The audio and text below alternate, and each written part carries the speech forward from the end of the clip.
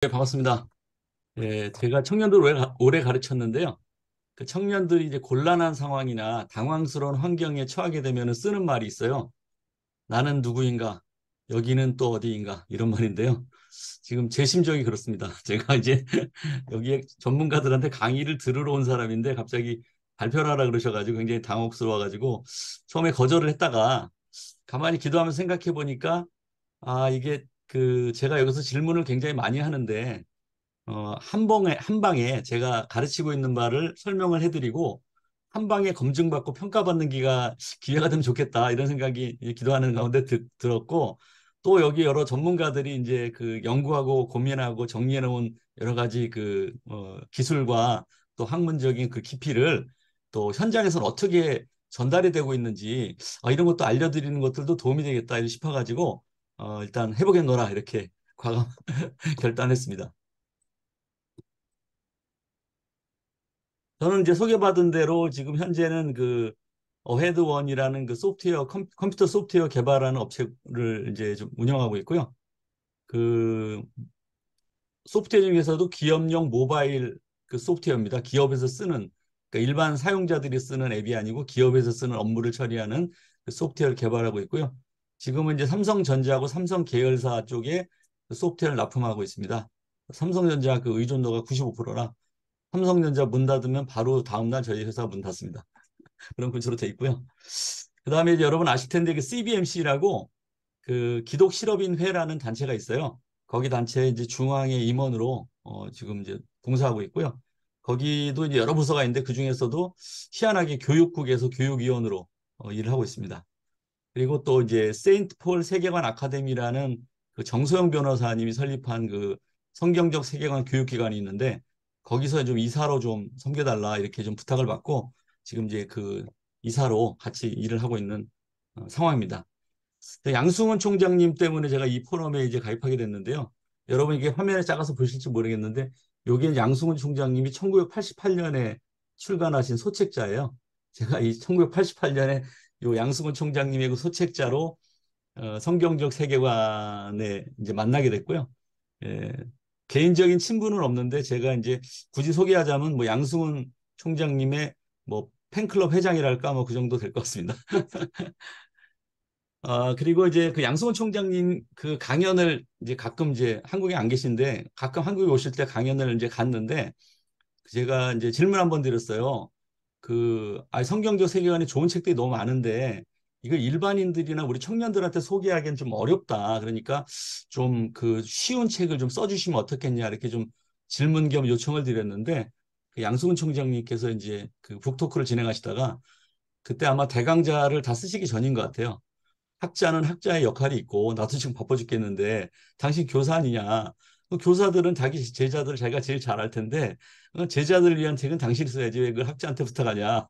당신 직접 써라 이렇게 얘기를 듣고 그 깨달음을 얻고 그래 그러면 내가 성경적 세계관 책을 많이 봤으니까 그 책들을 요약해서 하여튼 대한민국에서 최고로 쉬운 성경적 세계관 책을 한번 써봐야 되겠다 해서 이제 그 부랴부랴 쓴 책이 이제 프레임 수업이라고 굉장히 어설픈 책을 이제 한 권 썼습니다.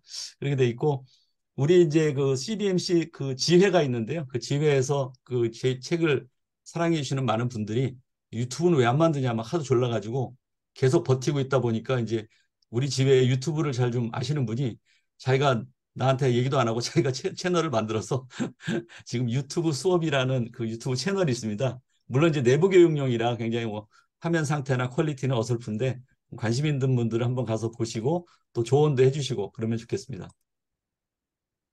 제가 이제 청년들 가르치는 분야가 한 서너 분야 되는데요. 첫 번째 분야는 이제 성경적 세계관입니다. 여러분 잘 아시다시피 이제 성경을 창조, 타락, 구속, 하나님의 나라로 이렇게 구분해서 좀 성경의 기본 틀을 좀 잡아보는 그런 교육을 하고 있고요.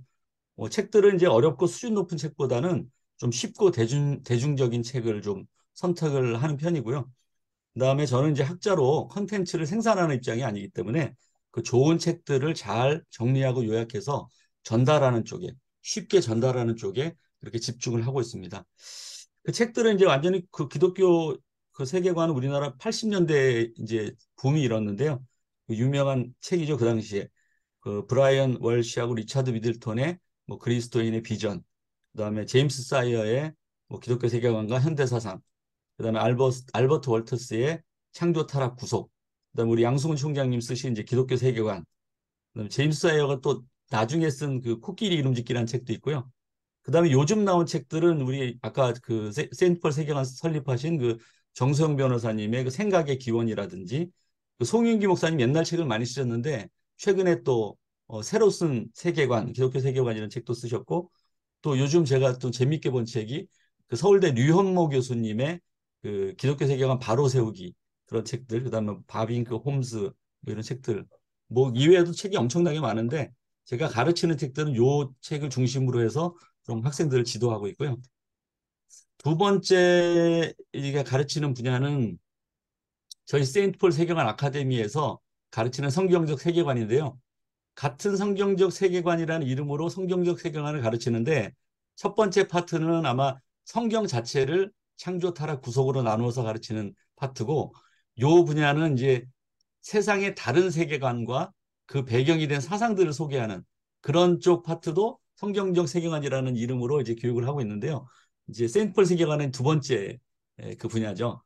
다른 세상의 다른 세계관들을 이제 가르치는데, 그 다른 세계관들의 기원이 된, 근간이 된 그런 책들을 이제 소개하는 책이고요. 이제 초급 과정에서는 이제 주로 종의 기원이나 뭐 그 프로이트의 꿈의 해석, 공산당 선언, 뭐 니체의 짜라투스트라는 이렇게 말했다. 그다음에 막스 베버의 이제 프로테스탄트 윤리와 자본주의 정신, 뭐 이런 것들을 이제 가르치고 있고요. 중급 과정에서는 이제 C.S. 루이스의 인간 폐지나 그 존 칼빈의 기독교 강요 초판, 그다음에 헉슬리의 뭐 멋진 신세계, 그다음에 이제 그 리차드 도킨스죠.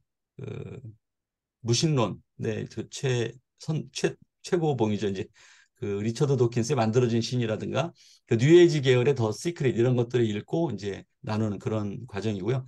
고급 과정은 이제 낸시 피어시의 이제 완전한 진리, C.S. 루이스의 순전한 기독교, 그리스도인 어떻게 살 것인가, 찰스 콜슨, 그다음에 이제 돌아가셨지만 이제 존 스토트 목사님의 그 현대 사회 문제와 그리스도인의 책임, 뭐 이런 책들을 읽으면서 가르치고 있고요. 이 과정이 좀 이제 직접 읽고 토론하는 과정이기 때문에 좀 이제 인기는 없고 좀 어려운 과정인데, 청년들이 이제 크게 성장할 수 있는 기회가 되는 과정이라 여러분이 관심을 가지고 주변에 청년들을 많이 보내주시면 좋겠습니다. 이제 문제가 되는 게 이제 세 번째 제가 교육하는 분야인데, 이거는 이제 얼마 전에 저희 이제 그 세인트폴 이사회에는 과학자가 없어요. 과학 전공자가 아무도 없는데 과학 파트는 가르쳐야 되겠고 과학 그 전문가는 없으니까 제일 비슷한 공돌이가 맡아라 그래가지고 제가 이제 창조론 부분을 맡아서 이제 그 지금 진행하고 있고요. 그 이 스펙트럼이 다양하죠. 무신론, 아까 말씀드린 무신론 계열의 책들부터 해가지고 우리나라로 보면 이제 유신 진화론 쪽에 이제 우정학 교수가 쓴 재밌는 책이 있어요. 묵크따 이렇게 해가지고 무신론 기자가 크리스찬 과학자와 만나다, 과학자에게 따지다, 그 책하고 과도기 그래가지고 과학 시대의 도전과 기독교의 응답, 이게 이제 유신 진화론 쪽에 이제 재미있는 책이고요. 그 다음에 이제 리스트로벨의 이제 기적인가 우연인가. 그 다음에 이제 많은 그 요즘 유행하는 그 지적 설계론자들이 쓴 책들, 그런 책들을 좀 읽고, 그 다음에 제가 이 포럼에서 굉장히 재밌는 책을 많이 만났는데요. 우리 재원호 교수님이 쓰신 이제 과학, 창세기 우주를 만나다. 그것도 굉장히 재밌었고요. 그다음에 박찬호 교수님의 그 창조신학 특강, 이 책도 굉장히 재밌었고, 지난달에 이제 저 강의해 주신 우리 김명용 원장님이시죠? 김명용 원장님의 그 진화인가 창조인가 새로운 결론. 그리고 우리 이제 양승훈 총장님의 이제 프라이드를 탄 돈키호테. 그리고 요즘 읽는 책이 이제 과학사, 과학철학, 다중격변 창조론, 양승훈 교수님 책 읽고 있고요. 그 다음에 요즘 좀 재미있게 본 책은 그 창조과학회의 그 노희성 사모님이시자 그 고등학교 과학 선생님이시더라고요. 그래서 이분이 이제 굉장히 활동을 적극적으로 하시면서 창조과학회의 사역을, 교회를 많이 이제 방문하고 다니시면서 교육하는 그런 여러 책들을 정리해서 가르치고 있고요. 저는 이제 저 나름대로의 그 방향과 생각이 있는데, 아까 말씀드린 바처럼 저는 이제 그 컨텐츠를 생산하는 그런 학자가 아니기 때문에 여러 다양한 세계관들과 사상들을 소개하고 그것들을 요약해서 정리하는 거지. 제가 이제 이게 맞다, 이게 그르다 이렇게 판단하는 내용은 아니고 함께 생각해보는 과정으로 이렇게 제가 교육 과정을 이끌고 있습니다. 오늘 제가 이제 강의를 좀 이렇게 설명할 내용은 제가 이제 그 웨일즈 국제학교라는 학교가 있어요. 여기는 이제 그 어, 성경 성경을 기반으로 한 대안학교인데 기독교 대안학교죠. 그래서 중학교, 고등학교 과정이 있는데 기숙학교고요. 그다음에 6년 과정을 마치면은 이제 미국하고 영국 쪽으로 주로 많이 유학을 가고 국내도 뭐 몇 잔류하는 학생들이 있지만 굉장히 좋은 기독교 학교입니다. 거기에서 작년에 이제 그 졸업 특강으로 우리 1박 2일로 창조 저 기독교 세계관 세미나 해달라고 그랬는데 그중에서 과학 부분을 창조 부분을 제가 맡아가지고 굉장히 다급하게 이제 준비를 해서 교육한 내용인데 그 내용을 가지고 여러분들이 저희들에게 강의해 주신 내용이 현장에 어떻게 전달되고 있는지를 좀 설명드리도록 그렇게 하겠습니다.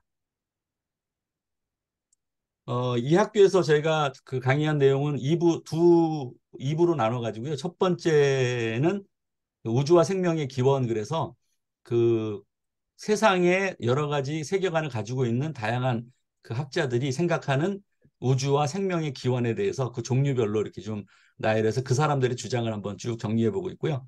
2부는 그러면 성경이 말하는 기원은 어떻게 되어 있느냐. 그래서 창조, 타락, 구속 중에서 창조 부분만 떼서 하나님이 우리에게 어떻게 창조의 시각을 주시는지 이 두 과정으로 좀 설명을 제가 해보았습니다. 작년에. 그래서 이제 이 강의 소개는 뭐 여러분 다 아시는 내용이라 생략을 하도록 하겠습니다. 그래서 1부는 우주와 생명의 기원인데요. 이 책들을 뭐 한 10권, 15권 정도를 요약을 하다 보니까 이렇게 중복되는 생각들이 있더라고요. 그래서 이제 크게 묶어보면은 이제 무신론이죠. 자연주의 세계관을 그 기반으로 하는 무신론. 그 다음에 신이 있다고 말하는 유신론.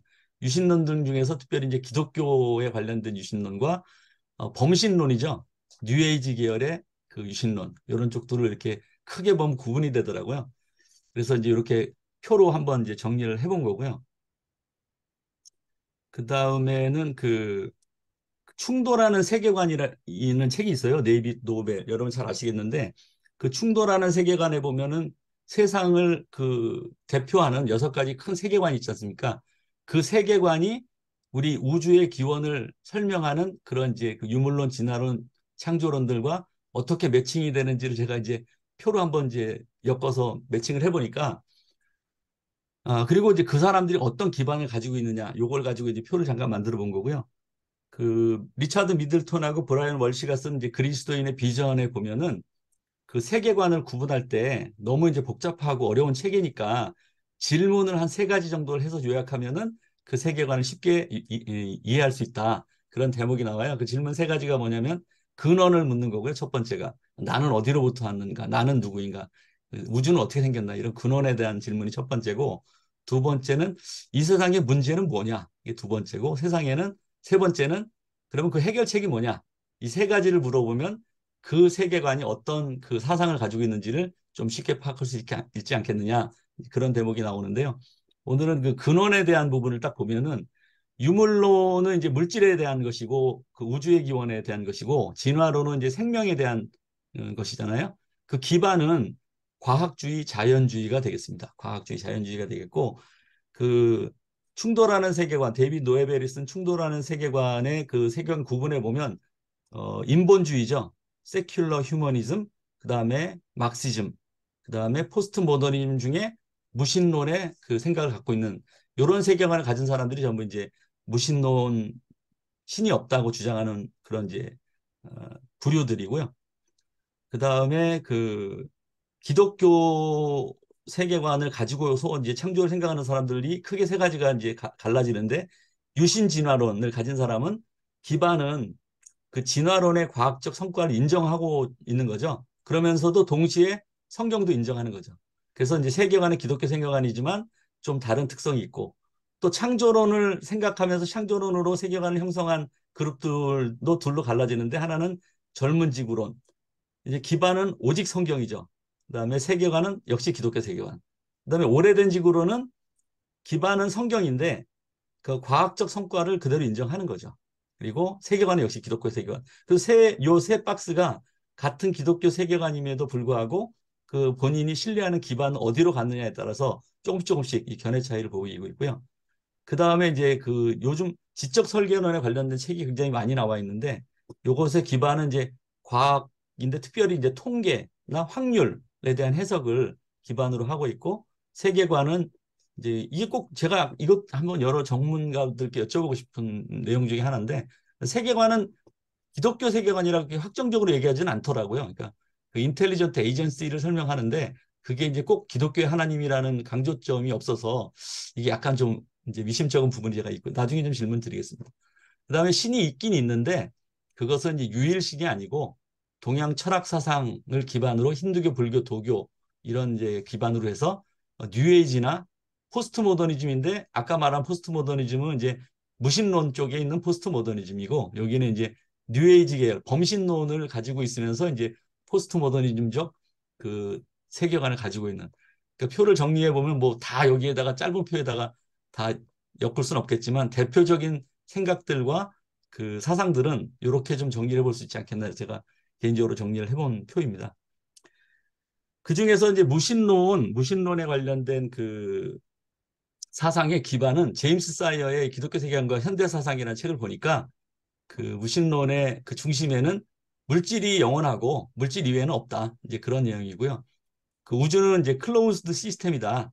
그래서 초자연적인 영역, 뭐 신이라든지 하나님이라든지 천사라든지 영혼이라든지 이런 거는 인정하지 않는 그런 특성을 가지고 있고 인간조차도 그 복잡한 기계일 뿐이고 심지어 이제 인격이나 정신마저도 뭐 뇌 과학이나 호르몬 작용으로 해석을 하는 이제 그런 특성을 가지고 있고요.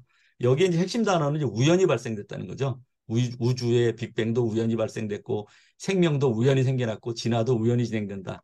그래서 이제 신의 섭리를 부정하는 그런 쪽으로 이제 가지고 그런 쪽 생각을 가지고 있는 것이 이제 자연주의 세계관이고 이 자연주의 세계관에서 무신론이 이제 싹트고 그 무신론이 이제 그 인본주의와 막시즘과 그 포스트 모더니즘에 큰 영향을 미친다 하는 것이 이제 제임스 사이어의 시각이고요.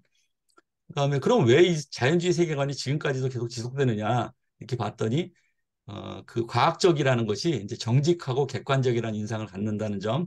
그러면서도 이제 제임스 아이어가 그 의문을 품는 것이 그렇게 우연히 형성됐다면 그 우연히 형성된 인간의 생각을 어떻게 진리라고 신뢰할 수 있을까? 이제 그런 의문을 이제 남기고 있습니다. 제가 가르치는 분야는 이제 그래서 그 이후로 넘어가는 것이 이제 우주의 기원을 살펴보는데요.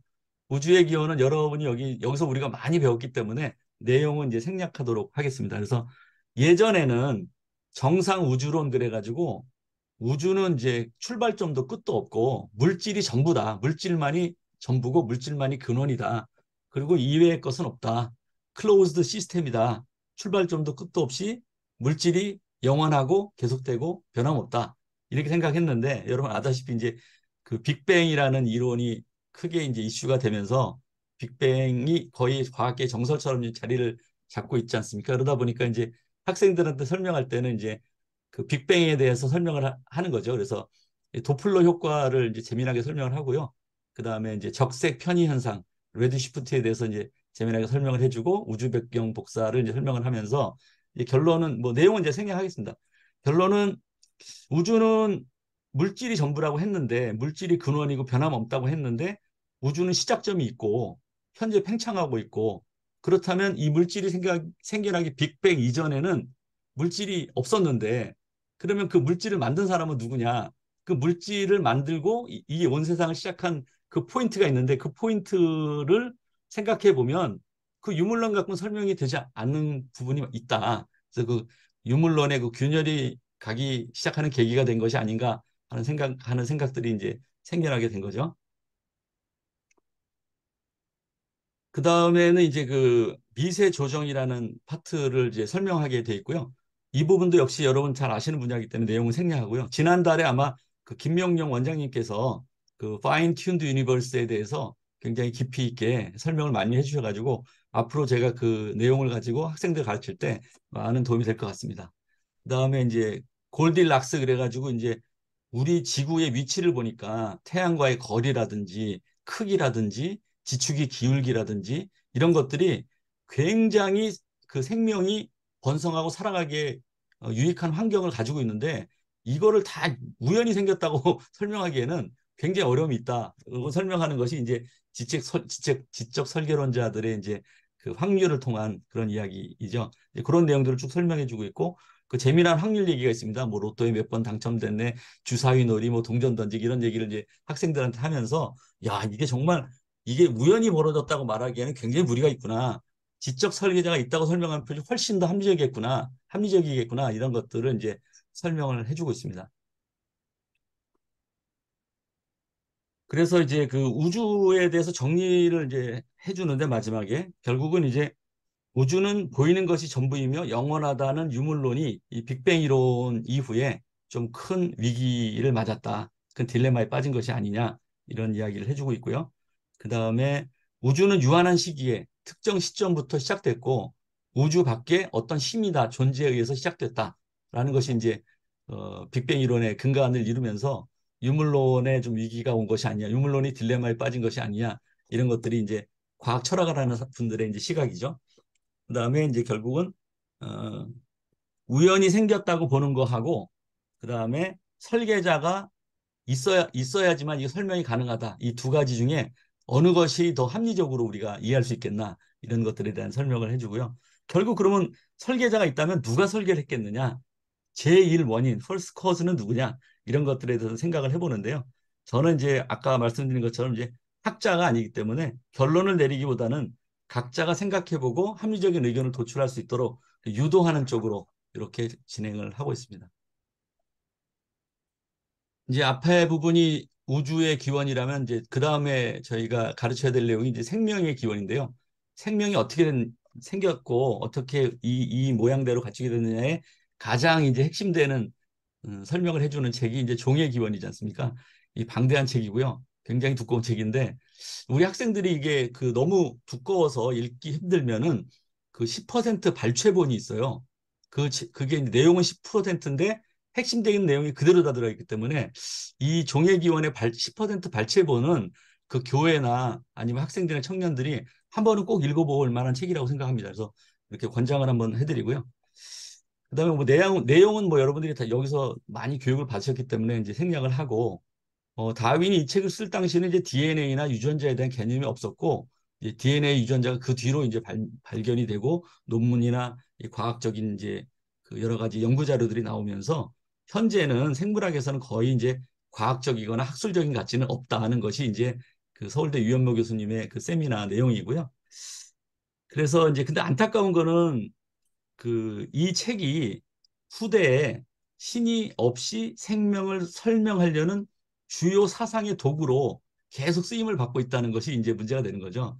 이제 이 책의 핵심은 우연히 변이가 일어났는데 그것 중에서 제일 잘 살아남은 최적자 생존을 이룬 그 생명체들이 결국은 진화를 계속 이뤄나간다. 그래서 그 결과를 그 과정을 전체를 자연이 선택한 거다. 이렇게 이제 설명을 하면서 이제 신 없이 생명이 이렇게 진화되는 과정이 우연히 벌어졌다는 이제 그런 내용의 이제 문제점을 제가 설명을 해주고 그다음에 이제 자료 중에서는 그 류현모 교수 서울대 류현모 교수님이 그 세미나 하신 자료가 이제 인터넷에 많이 있는데 그런 자료들이 굉장히 효과적으로 사용할 수 있을 것 같습니다. 그 다음에 이제 그 생명의 기원을 설명할 때 이제 그 연력학 법칙, 그 엔트로피에 대한 설명을 하는데요. 그 그림에 보시면 그 맨 왼쪽이 제가 인터넷에서 찾아보니까 그 우리나라 연천 전곡리에서 발견한 그 주먹도끼래입니다. 그래서 내가 학생들한테 얘기할 때 강가에서 저 돌을 딱 찾았을 때, 야, 이거는 굉장한 유물이다. 이렇게 생각할 사람이 저는 없을 것 같다고 그냥 흔히 볼 수 있는 돌 아닌가? 이렇게 이제 생각할 수 있는데, 이게 왜 유물이냐면, 돌이 이제 굴르고 떨어지고 뭐 그 자연 현상에 의해서 깨질 수가 있거든요. 깨질 수가 있는데 저 한 돌에 세 가지 이상의 깨진 조각이 나오면은 그거는 거의 확률상 불가능하답니다. 한 돌에 저렇게 세 가지 이상. 근데 저기 지금 10개 이상의 깨진 단면을 가진 것은 누가 인위적으로 도구로 쓰려고 만든 것이다. 이렇게 보는 거죠. 그러니까 저게 유물이 되는 거예요. 근데 이제 그 옆에 보면 러시모어산 그 대통령상이거든요. 이게 저게 저절로 깎였다고 보는 거는 거의 뭐 미친놈이라 소리를 들을 수준이지 않습니까? 근데 이제 오른쪽으로 갈수록 그 무질소도가 약 작은 거죠. 그러니까 오른쪽으로 갈수록 굉장히 정돈돼 있고 설계돼 있는 그런 그 것이고 왼쪽으로 갈수록 무질서도가 높은 거죠. 무질서도가 높은 거죠. 그러니까 도끼보다는 러시모산이 훨씬 더 정연한 모양이고 그러니까 둘 중에 누가 자연적으로 만들어졌을 확률이 높겠느냐 보면 주먹도끼가 저거는 저절로 될 확률이 높지 이렇게 얘기를 한다는 거죠. 그 다음에 세 번째가 이제 핵잠수함인데 핵잠수함 정도가 동해바다에 떠올랐다 그러면 저거를 저절로 만들어졌다고 보는 거의 정신 나간 놈이다 이렇게 평가를 받는 거죠. 왜냐하면 이 자연 만물은 가만히 놔두면 무질서도가 높은 쪽으로 진행을 하지 정리정돈된 쪽으로 정리를 하는 것은 인위적인 힘이 가해졌다는 내용이거든요. 근데 이제 그 핵잠수함과는 비교도 안 될 정도로 정교하고 정밀한 이 인간의 몸을 보면은 이걸 가지고 우연히 저절로 생겨가지고 이렇게 우연히 진화했다고 보는 것은 이거는 굉장히 어리석은 일이다. 그래서 연력학 법칙으로 이제 설명하는 내용이고요. 내용은 이제 생략을 하겠습니다. 그 다음에 이제 저희가 예로 사용하는 것이 이제 DNA 유전자인데요.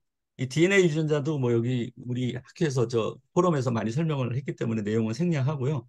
이게 이제 저는 컴퓨터 소프트웨어만 하는 공돌이 아니겠습니까? 그러다 보니까 사실은 이게 기계가 알아먹을 수 있는 말은 0과 1밖에는 못 알아먹거든요. 근데 0, 1로 그것을 여덟 바이트 단위로 쪼개면 그게 한 글자가 되고 그것의 조합으로 컴퓨터 소프트웨어나 모든 이 컴퓨터 정보들이 다 구성이 되는 거거든요. 근데 이제 그 여러분 아시다시피 DNA는 AGTC 네 개의 염기 서열 그 배열을 가지고 이 어마어마한 인체가 구성이 돼 있는데 이게 이제 우연히 벌어졌다고 말하는 거는 정말 이건 어처구니 없는 일이라고 이제 설명을 좀 하고 있고요.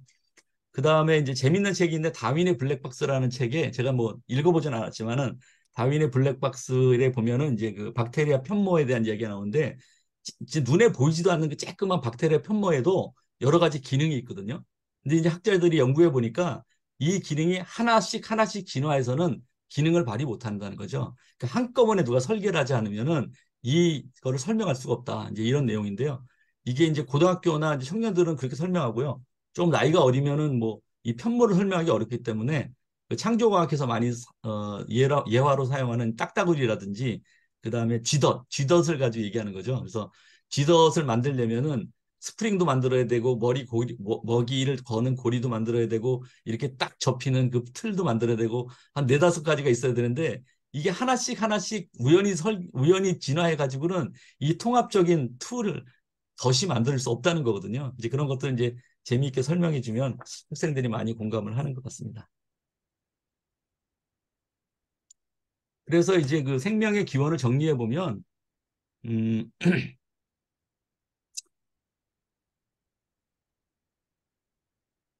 변이, 다윈의 진화론은 변이에 대한 방대한 작업과 연구 결과지만 그것이 이제 DNA 발견 이전에 에, 지어진 책이라서 과정이나 연구의 그 진행 과정은 굉장히 존경할 만하지만 현재로는 별로 학술적인 가치가 없고 그다음에 이제 그 복잡한 기관들에 대해서는 사실은 좀 그 진화로 설명이 어렵다는 것을 다윈 스스로도 인정했다. 뭐 이런 내용 설명하고 있고요.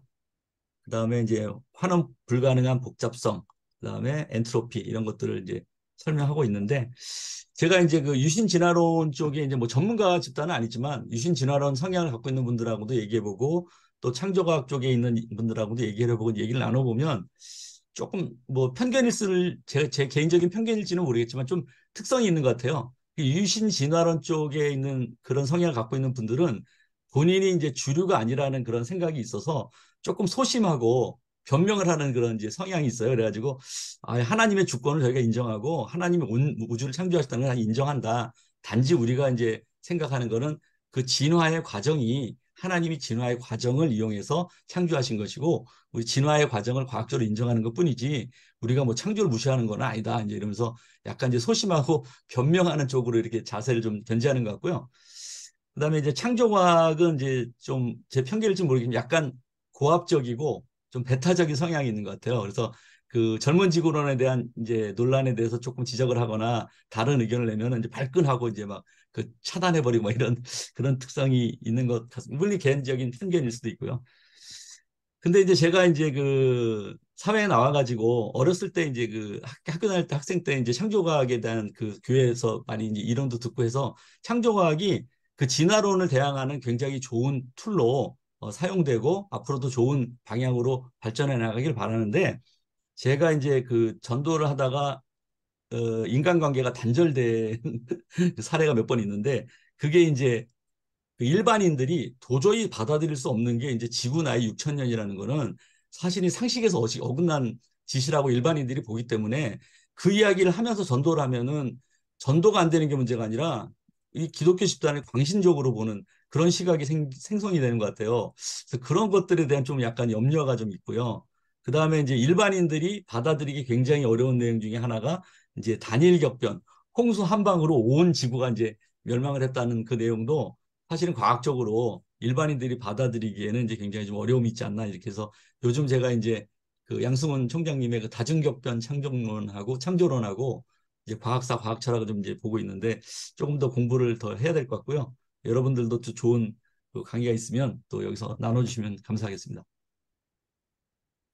그 다음에 예전에는 이 범신론에 대해서는 별로 이렇게 그 많이 다루지 않았어요. 책에서 아까 말한 뭐 이제 그 충돌하는 세계관 이런 책들도 그 내용이 되게 이제 단순하고 되게 큰 영향을 못 미친다고 생각했는데 60년대, 1960년대 이후로 급격히 젊은 세대들한테 영향을 많이 끼치는 세계관이 이제 뉴에이지 세계관이다. 뭐 책에는 뭐 코스믹 휴머니즘 이렇게 표시가 되고 어 번역으로는 이제 뉴에이지 세계관 이렇게 번역이 되는데 그런 내용이 굉장히 좀 심각하니까 그런 내용을 좀 많이 다뤄달라 이런 요청들이 많아요. 교육하러 가보면. 그래서 이제 이 사람들이 공격하는 거는 그 유일신론 이것이 문제다 하고 이제 얘기를 하는 거예요. 그 TV에서 가끔 이제 다른 채널들 보다가 이제 증산도 채널을 잠깐 봤는데 종교 평화의 걸림돌로 작용해온 유일신론의 해결책을 제시하겠다. 이렇게 하면서 모든 종교를 통합하려는 그런 것들이 굉장히 합리적이고 또 이렇게 굉장히 평화롭게 들리거든요. 이제 그런 것들에 대해서 좀 이제 생각을 한번 해보는 시간이고요. 근데 이게 막바로 이제 그냥 바로 이제 그 뇌지 세계관 책에 있는 내용을 설명하려니까 조금 딱딱하게 여기는 것 같아서 그 도입 부분에 그 류현진 교수라고 이제 건축 쪽에 그 굉장히 유명한 책을 많이 쓰시는 그 교수님이 있는데 거기 공간이 만든 공간이라는 재미있는 책이 있어요. 그 책을 좀 소개하면서 그렇게 이제 시작을 합니다. 그래서 이제 그 책을 잠깐 소개해드리면 동서양의 문화를 구분하는 결정적인 요인은 강수량이라고 이야기를 해요. 그래서 이 건축학과 교수가 무슨 강수량 얘기를 하나 이렇게 봤더니 그 논농사는 연간 강수량이 1000mm가 넘어야지만 논농사를 지을 수 있대요. 근데 유럽은 이제 그렇게 비가 많이 안 오기 때문에 논농사를 지을 수 없고 그런 땅에서는 이제 밀농사를 짓는다는 거죠. 근데 밀농사는 개인적이고 독립적인 그 농사가 가능하기 때문에 성향이 그쪽으로 이제 발전했다. 그리고 동양에서는 논농사를 질 수 있는데 논농사는 혼자서는 도저히 못 짓는 거죠.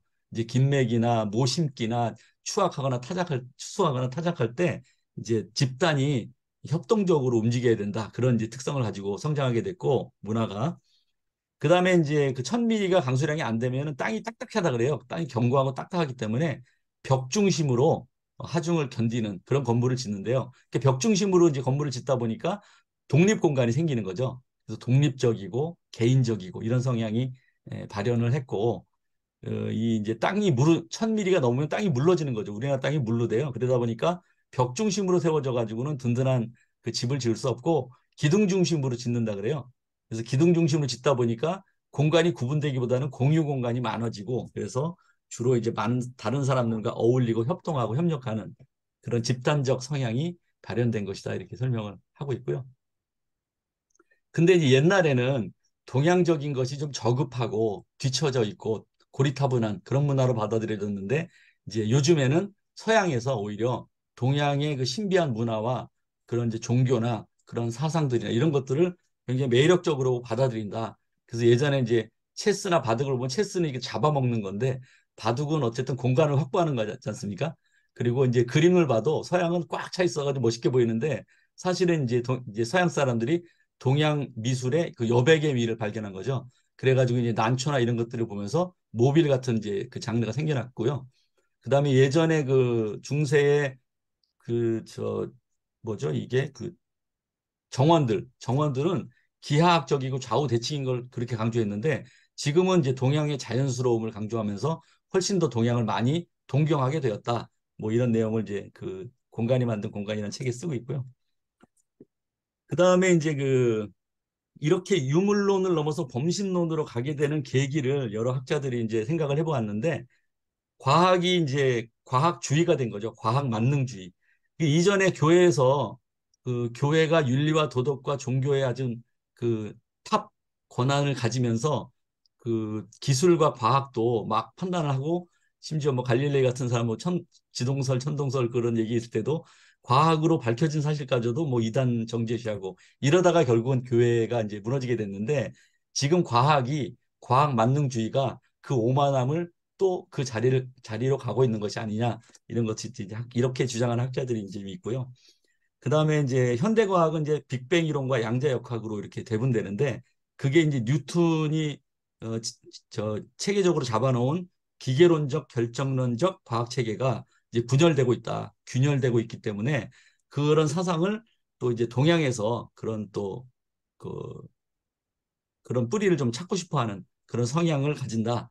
그래서 이제 또 동양 사상과 철학에 대한 동경 때문에 그 많은 사람들의 그 공감을 받고 존경을 받는 그 철학자들이 동양상이 많이 이제 심취해서 뭐 대표적인 사람이 뭐 쇼펜하우어나 니체, 바그너 뭐 요즘에는 뭐 하이데거나 데리다 푸코 이런 분들이 전부 이제 그 힌두교, 불교, 도교 이런 쪽에 굉장히 깊이 있는 그런 연구들을 하는 학자들이라고 하더라고요.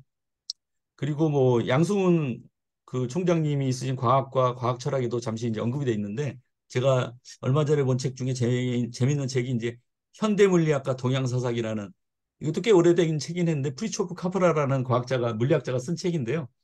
이 책이 이제 내용이 과학책인 줄 알았더니 데카르트로부터 시작해서 힌두교 불교의 그 버마 인려 사상을 설명하다가 그 우파니샤드 바가바드 기타의 책을 그 경전을 설명하고 그다음에 도덕경까지 와서 그다음에 물리학이 고전 물리학 뉴턴 고등 물리학에서 이 아인슈타인의 상대성 이론과 양자역학으로 가면서 이 과학적인 체계가 이 그 알갱이 중심으로 알갱이의 위치나 속도나 언제든지 판단할 수 있는 알갱이 중심으로 되어 있는 그 과학이 파동이면서 이중성을 가지는 것, 그다음 확률론 쪽으로 존재한다는 것을 그 공부하면서 이것이 그 불교나 도교나 힌두교에서 말하는 모든 것이 다 연결되어 있는 연기 사상이나 결국은 알갱이가 잠시 보이지만 그건 진짜 알갱이가 있는 게 아니라 파동이 변화하면서 변화를 이루는 천변만화하는 그 과정의 일부분 부분 드러나는 거다.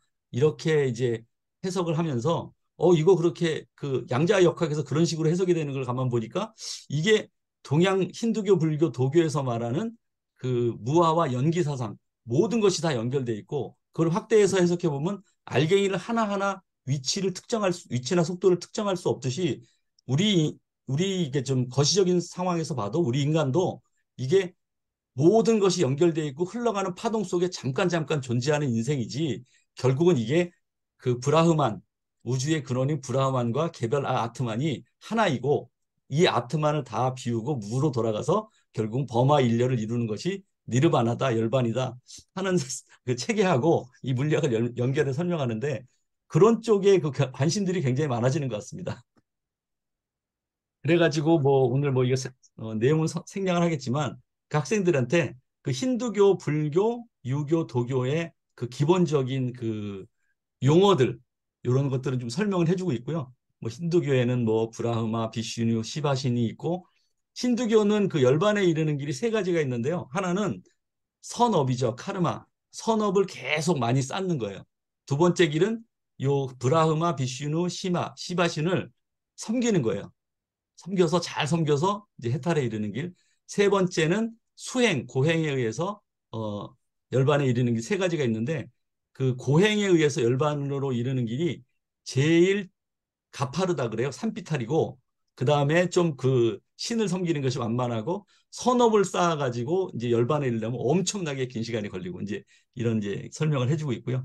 이제 용어로는 이제 카르마, 삼사라, 윤회죠, 아힘사, 비폭력, 불살생, 뭐 목샤, 요게 이제 니르바나고요. 그런 것들 이제 용어는 기본적인 용어를 설명해주고 그 사상의 기초적인 내용을 설명해줍니다. 그다음에 불교는 우리 뭐 너무 잘 알기 때문에 이제 그 고다마 시다르타의 그 탄생부터 성장하면서 득도하는 그 계기가 그 내용이 굉장히 재밌어요. 그래서 그런 재미난 얘기를 좀 해주고 기본적인 근원이 되는 이제 고집멸도 사성제죠.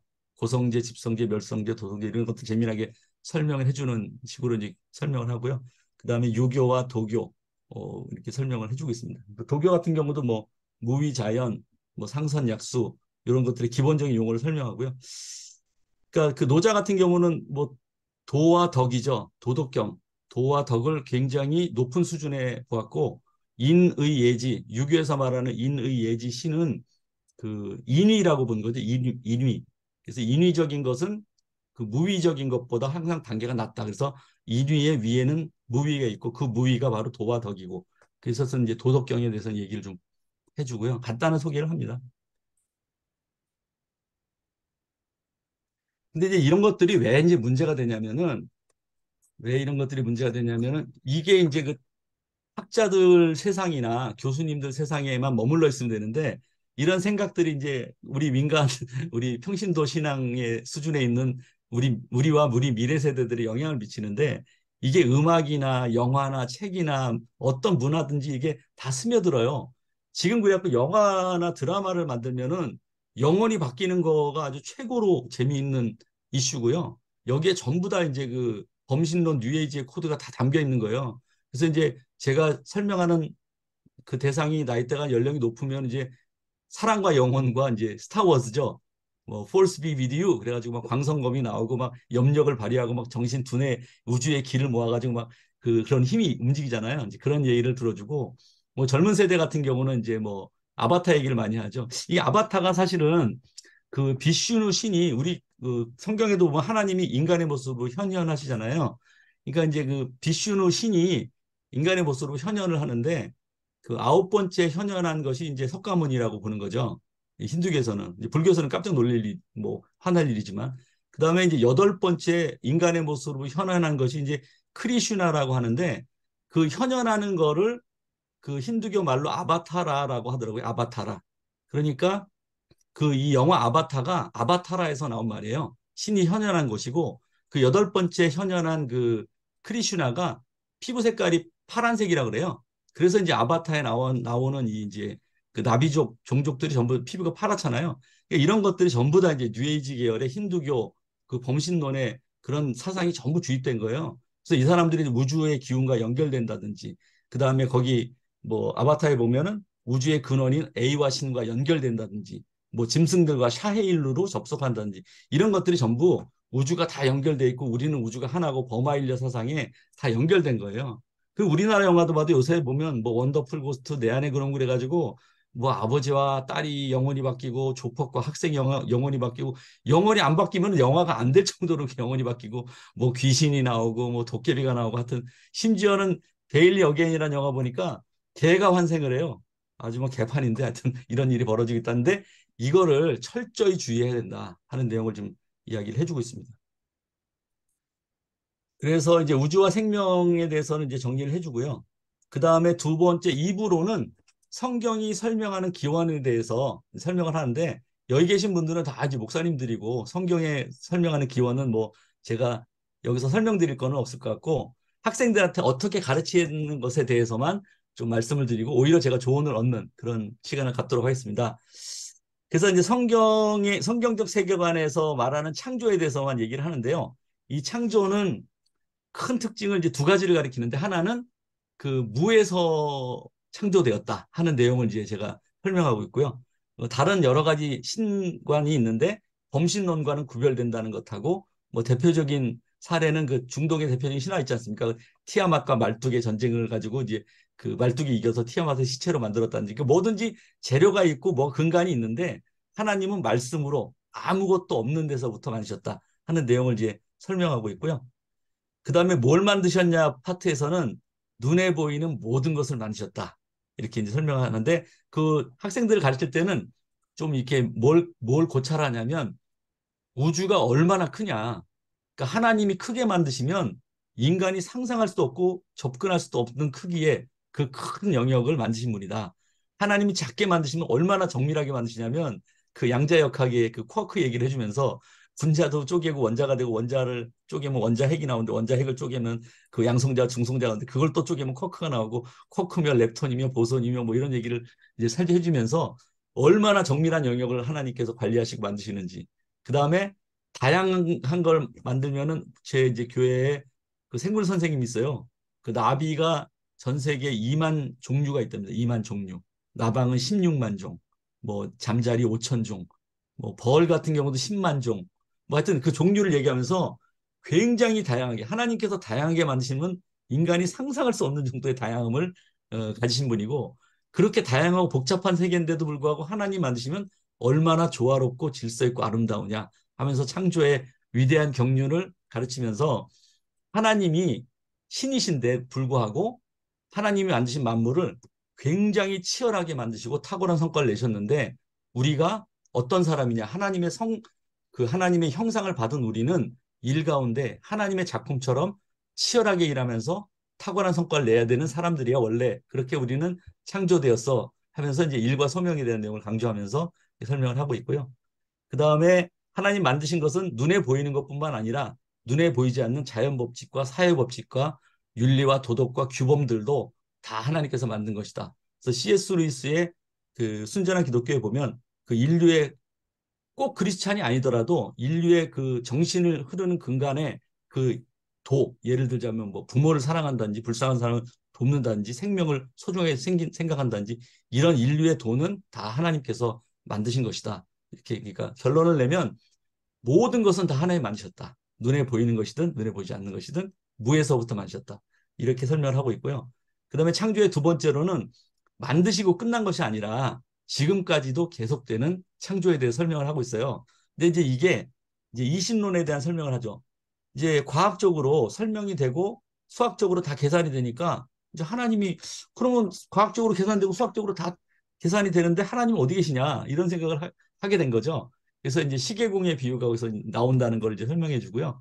신 없이도 우주는 돌아간다. 마치 이제 장인이 시계를 열심히 만들어서 이제 물건을 팔면 시계를 찬 사람이 이제 시계를 차고 가면은 시계는 더 이상 장인이 없어도 시계는 저절로 돌아간다. 그러니까 하나님이 뭐 이 땅을 만드시는지 잘 모르겠는데 어쨌든 만드셨다 치자고 하더라도 지금은 하나님이 하실 일 없어. 법칙과 수학에 의해서 완벽하게 계산이 다 돼. 그러니까 하나님 역할이 없어. 뭐 이렇게 되는 거죠. 그러니까 제가 예전에 그 스티븐 호킹의 그랜드 디자인이라는 책을 이제 봤는데 거기가 이제 그런 식으로 써 있어요.